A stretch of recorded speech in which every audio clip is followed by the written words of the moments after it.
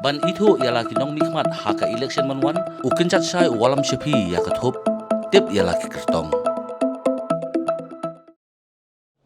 Ngadai ba Mahendro Rapsang nganya kun naka 18 West Shillong constituency bat naka party NPP. Yamentang ngadang dei u sucing MLA te ngahaban resign no marba ngalami no naka Congress Party na marba hau harjar kat perang job naka Congress Party tinggal resign kum u MLA bat ngala join tmai syakani ke NPP. Te hakini sansnam ke bala ada bon ke program jonga hangne ke constituency ngala pendep bat dang bon ru kikam namanta kani constituency benang don ke program bangan le thumai ti nak takada ko penlong yang bangan le election biang hakni ka ajar arpulai bat dang la dep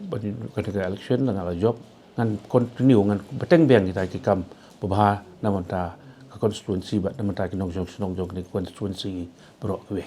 hi borok si kata sansnam hi borok khoi ki kam mahkamat ngale baik kat ki don kam jong pai ba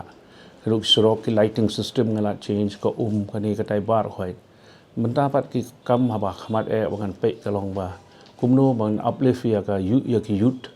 marko ki youth apo kani ka constituency jungi ki bon ting happen kat ki programs namata kini ki youth jungi ban kentiu ya ki ya ka yo ka kot jong ki don ki program jonga ngala perkhat namata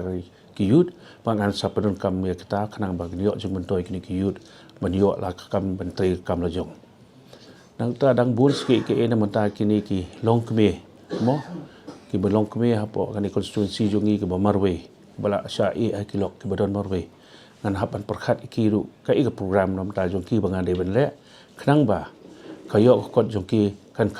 khambit kan khambiang nam ta ka yang kesem jong ki ru kumunga juong hi barbor bang ada we candidate jong Congress pangajop no Congress Henry kidon kida bat baro khoi philai tip hi ka party Congress ka suspend yangi